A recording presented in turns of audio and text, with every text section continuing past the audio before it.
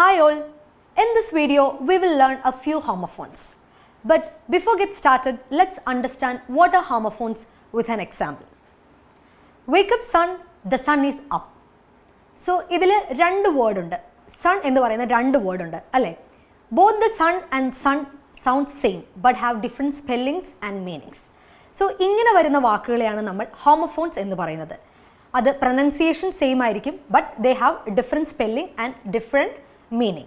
So both the words sun and sun they have different meanings. നമ്മളത് പറഞ്ഞു കഴിഞ്ഞു.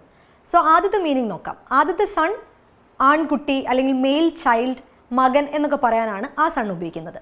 മറ്റേ സണ്ണോ the star up in the sky which means സൂര്യൻ, നമ്മുടെ സൂര്യനെ പറയാനാണ് മറ്റേ സൺ ഉപയോഗിക്കുന്നത്.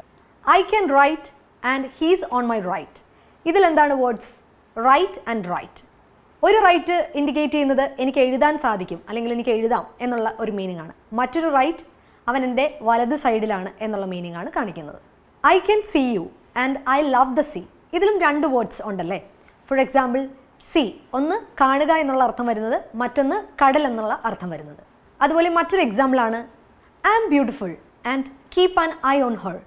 ഇവിടെ രണ്ട് ഐ ഉണ്ട്. ഒരു ഐ ഞാൻ എന്നുള്ള മീനിങ് ആണ്, മറ്റൊരു ഐ കണ്ണ് എന്നുള്ള മീനിങ് ആണ്. I can meet her today and I had meat for my lunch. ഇതിൽ രണ്ട് മീറ്റ് എന്താണ് മീൻ ചെയ്യുന്നത്?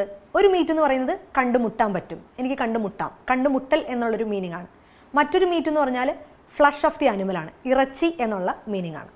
My shirt is red in colour and I read A book yesterday. ഇതിൽ രണ്ട് റെഡ് ഉണ്ട്. ഒരു റെഡ് ഇൻഡിക്കേറ്റ് ചെയ്യുന്നത് ദ കളർ റെഡ് ആണ്, മറ്റൊരു റെഡ് എന്ന് പറയുന്നത് ഞാൻ വായിച്ചു എന്നുള്ള മീനിങ് ആണ്. He is 8 years old and I ate biryani yesterday. ഇതിൽ ഒരു 8 മീൻ ചെയ്യുന്നത് ഡിജിറ്റ് 8 ആണ് അല്ലെങ്കിൽ നമ്പർ 8 ആണ്.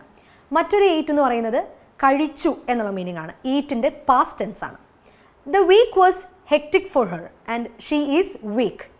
ഇതിൽ ഒരു വീക്ക് മീൻ ചെയ്യുന്നത് ആഴ്ച, 7 ഡേയ്സിലെ ആഴ്ച എന്നുള്ള മീനിങ് ആണ്. മറ്റൊരു വീക്ക് എന്ന് പറയുന്നത് ക്ഷീണം എന്നുള്ളൊരു മീനിങ് ആണ്.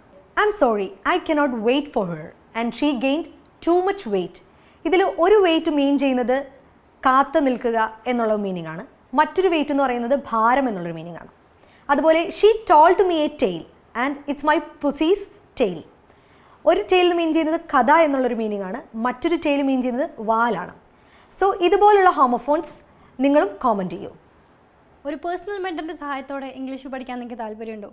If you are interested, our contact details are in the description below. Feel free to contact us.